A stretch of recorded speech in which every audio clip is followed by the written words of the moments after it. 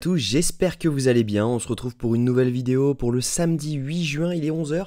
Aujourd'hui, on va parler donc du trade que j'ai pris hier. Donc le but c'est de vous le présenter et de comprendre pourquoi on l'a pris. On va parler également des news économiques de la semaine parce qu'elles sont très importantes, notamment mardi. On regardera les liquidations, l'open interest et le funding, ce que font les whales, et on finira tout simplement par l'analyse technique de Bitcoin pour savoir ce qui pourrait se passer prochainement.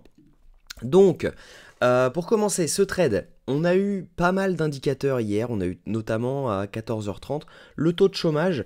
Donc le taux de chômage, hop, je vous le montre, juste hier. Voilà, on a le taux de chômage qui est un peu plus élevé que prévu. Du coup, conséquence directe, le dollar augmente. Ok, on a eu cette énorme hausse sur le dollar.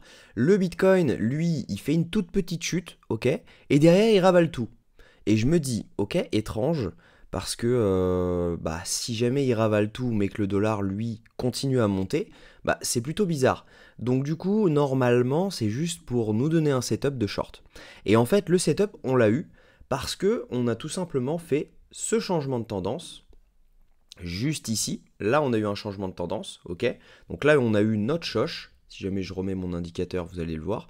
Voilà, on a un choche parfait juste ici.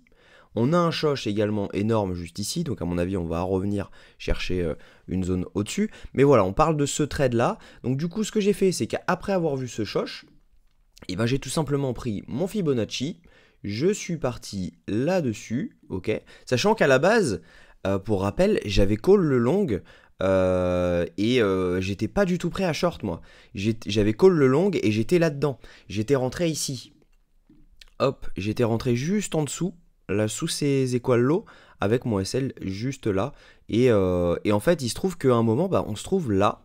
Et je me dis, il y a un truc bizarre, ça ressemble bizarrement à un gros down à venir. Et du coup, ce que j'ai fait, c'est que j'ai TP mon long juste ici. J'ai analysé le short et on y est revenu. Et en fait, en revenant juste ici, donc la deuxième fois, moi c'est ici que je suis rentré.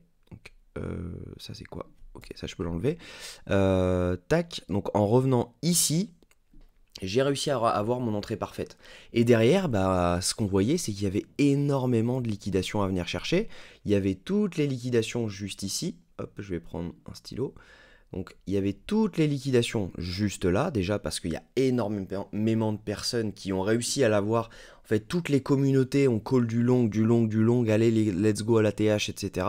On avait énormément de liquidations ici et énormément ici. Donc au moment où on a commencé à dump, ok, parce que là on aurait pu repump, hein, on aurait très bien pu, parce que très court time frame, on avait refait un choche, mais voilà, c'est pas suffisant, hein, on avait, c'était le choche, il était vraiment baissier, mais voilà, on a eu notre rebond ici, et là, ça aurait pu tout simplement rebondir et repartir à la hausse.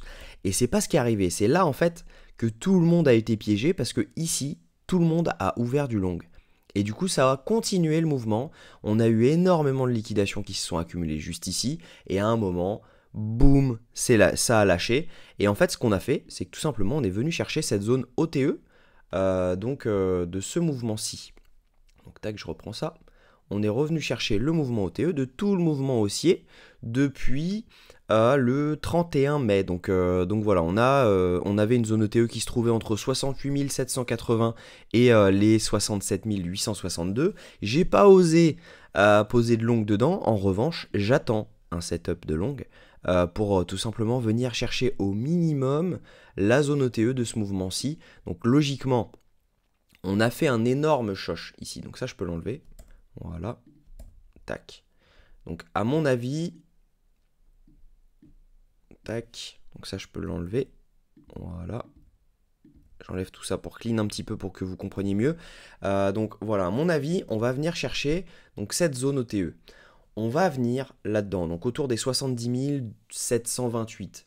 On a donc potentiellement un long à tenter, étant donné que là, on est... Alors c'est pas ça que je voulais, parce que là, on est en rebond d'une zone OTE, on a liquidé et derrière, on est en train d'accumuler. Donc il y a de grandes chances de venir chercher cette zone-ci, donc la zone juste ici. Donc la zone entre les 68 885 et les 68 674. Et en fait, ça donnerait un long qui est vraiment prometteur parce que bah, si jamais on se place juste là, avec un SL juste dessous, et qu'on met notre TP à la zone OTE, ça nous donne un RR de 3,83. Donc voilà, moi ce que je vais tenter, ça va être ça. Maintenant, je vais attendre que bah, si jamais on revient tout simplement, parce que si jamais je me mets en 1 heure, là, il y a un énorme creux dans la value juste ici. Et si jamais on vient le chercher avant de prendre notre entrée, donc je vais vous le mettre pour que vous compreniez mieux, voilà, FVG. Donc si jamais on commence à venir là-dedans avant d'avoir pris notre entrée, ce sera dead pour rentrer en longue, tout simplement du fait que bah, on aura déjà pris les liquidités, donc du coup si on y revient, bah, c'est potentiellement, il y a beaucoup plus de chances de refaire un plus bas. Alors que si jamais on commence à dump maintenant et ne pas prendre ce FVG, et qu'on fait un truc comme ça, et que derrière on revient dans le FVG, logiquement on vient prendre la zone OTE, et derrière on peut directement rebond. Donc le FVG se trouve entre les 69 900 et les 70 800, moi je pense qu'il y a de grandes chances qu'on revienne autour des 70 600 incessamment sous peu avec un rebond. Maintenant voilà, ça serait vraiment exceptionnel de pouvoir avoir ce rebond, autour des...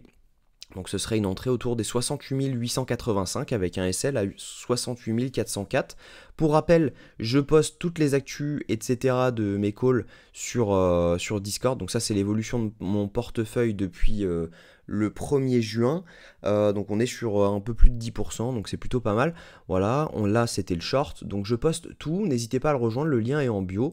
Et c'est 100% gratuit. Donc voilà, ce sera avec plaisir, vous pourrez poser toutes vos questions. Donc voilà.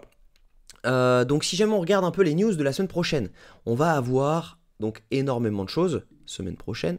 On va avoir donc notamment l'inflation américaine à 14h30 mardi, suivi du communiqué du FOMC et de la décision de la Fed sur les taux d'intérêt à 20h. Ça va être super impactant parce que actuellement on a un consensus qui est à 99% de chances que les taux ne bougent pas. Mais pour rappel, l'Europe a baissé ses taux, le Canada a baissé ses taux. On en a, à mon avis, qui vont suivre derrière. On verra si le Japon suit.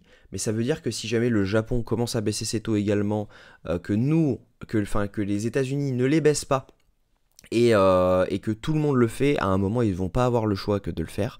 Et quand ils vont le faire, bah, ça va être la planche à billets. Là, par contre, attendez-vous à des pumps énormes sur tous les assets, parce qu'il y a de grandes chances que bah, l'argent arrive, l'argent coûte moins cher, donc l'argent coûte moins cher à emprunter, donc il arrive forcément sur les marchés.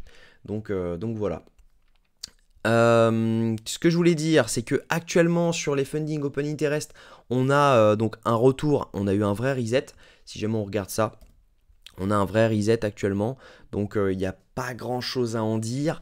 On a quand même des fundings qui restent élevés, on n'est pas non plus sur des fundings négatifs comme on a connu certaines fois, donc ça veut dire qu'on a toujours du long, et on en a toujours pas mal, parce que voilà, il y a des gens qui sont entrés ici, il y a des gens qui sont entrés ici, donc on le voit, si jamais on commence à mettre une ligne horizontale, on a quand même encore énormément de personnes qui sont en position.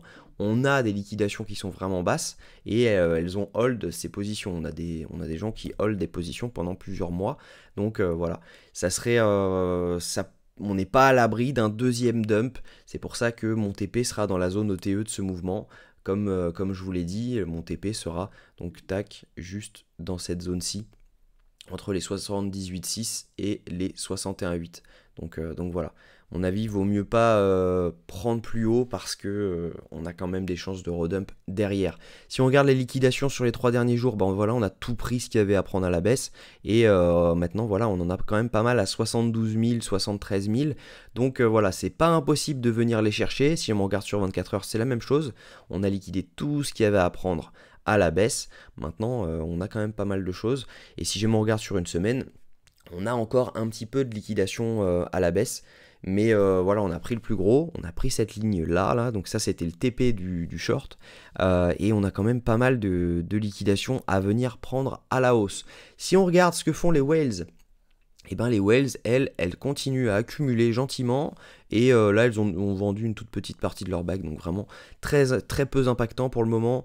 c'est l'indécision totale. En revanche, les micro whales, elles, eh ben, elles ont vendu ce dump. C'est elles qui ont d'ailleurs managé ce mouvement. Et si on regarde les retails, bah, eux, ils étaient en panique totale depuis ici. Ils continuent à vendre. Donc en soi, ça n'a pas changé grand-chose pour les retails. Pour le moment, on n'a pas vraiment de retournement de situation. On verra si jamais maintenant on commence à faire un tout petit plus haut dessus. Ça pourrait tout simplement redonner du sens au marché. Donc au niveau technique, moi ce que je pense c'est que bah voilà, on a rebondi maintenant en zone ETE de ce mouvement haussier, donc ce mouvement total. Ce que je pense c'est que bah on a liquidé sous cette liquidation, là on avait une zone à prendre, on le voit, on a méché dessous. Donc il y a toutes les chances pour que maintenant on ait notre rebond. Maintenant, ça sert à rien d'ouvrir un long maintenant, le risk reward est absolument dégueu, hein, qu'on se l'accorde. Voilà, on aura un risk reward de 1 pour 1, donc c'est nul. Donc voilà, l'entrée, elle se trouverait potentiellement autour des 68 885 $ pour un SL à 68 400 $, avec un TP autour des 70 700 $. Voilà mon plan sur Bitcoin. 1% de risque, bien sûr, comme d'hab. On all-in pas. Là, j'ai quelqu'un qui s'amuse à all-in ses comptes, etc. Et j'ai reçu un message comme quoi il a tout reperdu. Il avait gagné 1000 balles avec 70 balles hier. Et là, il a tout reperdu. Je l'avais prévenu 50 fois environ. Donc voilà, managez bien vos comptes. Ayez un risk-reward qui soit impeccable. Parce que sinon, dans le temps, vous n'allez pas durer. Et voilà quoi. Donc c'est comme ça que ça se passe le trading. C'est une profession à part entière et il faut avoir une gestion qui est très saine, sinon bah, tout simplement vous ne pouvez pas tenir à long terme et c'est vraiment quelque chose d'important. Donc faites-le s'il vous plaît, respectez votre risk management. Au niveau donc des abonnés, j'aimerais vraiment que tous ceux qui regardent les vidéos le fassent parce que on a environ 80% des gens qui regardent les vidéos qui ne le sont pas. C'est embêtant parce qu'il y a pas mal de likes par rapport aux vues. Donc voilà, si vous pouvez le faire, ça serait super sympa. Si jamais vous voulez commenter la crypto que vous souhaiteriez que j'analyse pour lundi je le ferai avec grand plaisir. Et puis likez la vidéo si jamais ce n'est pas encore fait. Je vous souhaite un très bon week-end, on se retrouve demain pour une nouvelle vidéo. Bonne journée, bon week-end, prenez soin de vous.